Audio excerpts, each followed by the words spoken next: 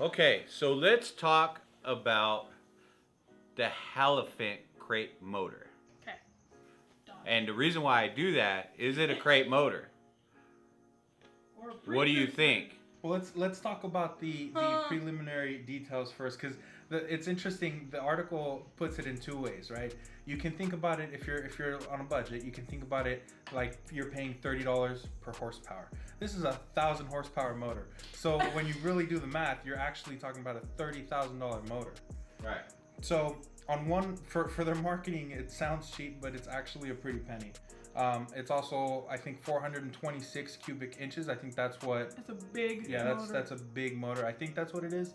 But I don't know. I thought it'd be kind of interesting to talk about what kind of projects we'd want to see it in. But Mr. AJ over there has his own conspiracy theory. Yeah. My conspiracy theory is why would they spend so much money in development and showcasing this at the auto show as a motor that you could put in your project car. This is millions and millions of dollars that they put into this motor, and you're gonna have 100 people buy this motor? No, I mean even say 1,000 people bought this motor. It doesn't make sense, to spend millions of dollars to sell $100,000 worth of motors.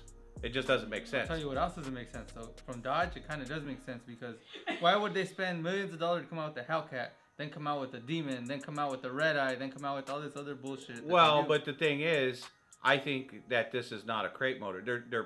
They're advertising it as a crate motor, but I think they're going to drop it in something. Oh, eventually. They're going to drop it in a car. It's going to be old eventually. Because they use all their motors and they upgrade all their motors. So they're going to drop it in something. Maybe they're going to drop it in a truck, maybe another car, another version of a car, or a new car.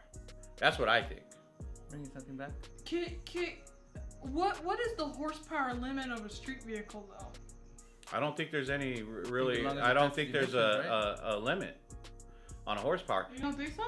Well, if you look at hypercars, right? The Agera RS is what, 1,300 horsepower, 1,700 horsepower, something like that. But is it street legal? 'Cause Yeah, I know Yeah, it's street legal. I know the Vulcan isn't street legal. Well, it's not. Maybe it's not street legal. It has nothing to do with the horsepower. Maybe it has everything to do with the emissions. Yeah, maybe it's the emissions. I mean, maybe because there's only so many made, they let them slide on having it drivable or whatever. But I think, they're selling it as 1,000 horsepower, but it can be a detuned crate motor, and it might have 900 horsepower. Now, okay, let me ask you this: would it be illegal if Dodge came out with, let's say, the Barracuda, and they couldn't technically put that engine in the car because of CARB or whatever, emissions, whatever? Is it legal to sell you the car with the engine attached, not necessarily in the car, but crated to you? Could they do that? Would that get around it? Well, they do sell cars. You can sell cars like the Cobra Jet. You can the Camaro. They have the Yenko Camaro, right? That are just for track use only. But they're not gonna do it. I don't see them doing it, selling a car, or a motor just for track use. I just don't see them doing it. They developed that motor for a reason. Yeah, but And it's not. It can be a crate motor, but it's also I think it's gonna drop it something. But what I'm saying is, how sometimes someone's gonna import an R34, and because it's still technically illegal here in the States, that they send the motor separately from the car. So you're still getting the whole car, but they can't bring you a car with that motor in it. So what I'm thinking is, are they gonna start doing some crazy stuff where they're building some stupid motors that they as the manufacturer, because of the regulations that they have, can't put it in your car, but they can send it to you with your car and you can put it in.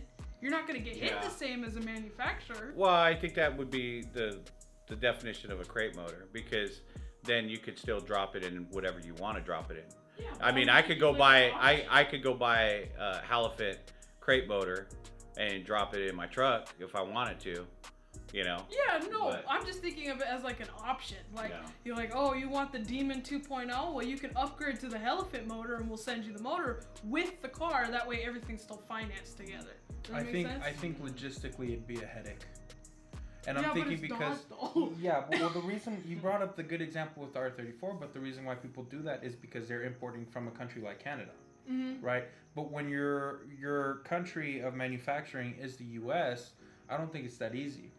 Not only Does that, Dodge manufacture in the U.S.? I don't know, do they? Imported from Detroit. That's what the commercial said. Well, Dodge is manufactured here in the U.S. and also Mexico. Okay. Yeet. Yeah.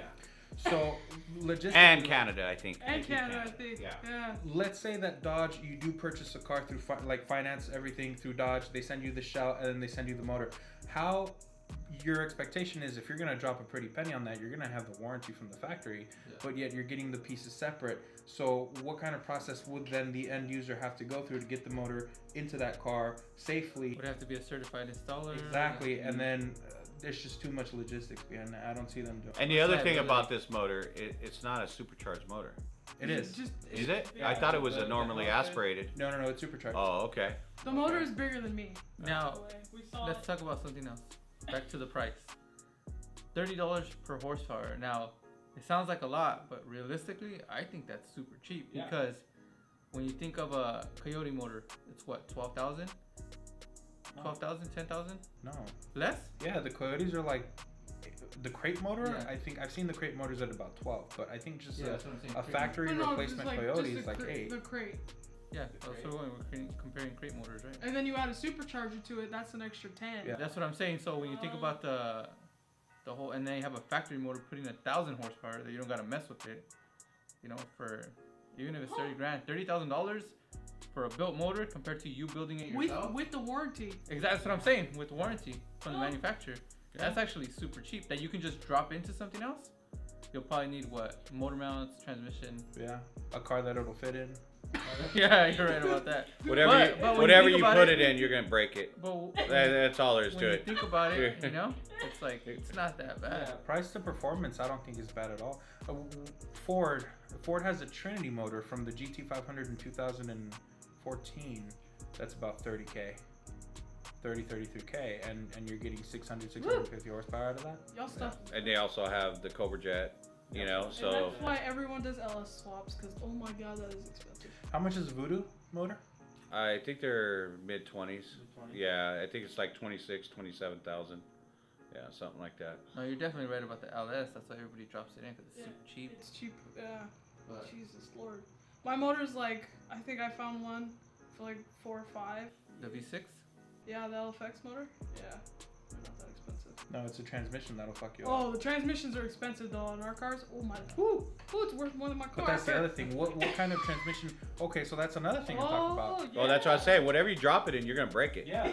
You know, you're gonna break it. What kind of transmission is going to be certified to be able to support the Hellephant? Because I don't think they're giving you a transmission with the motor. It'd have to be something that is in the Hellcat or even the Demon, and those transmissions are holding true to 700 and 800 horsepower already.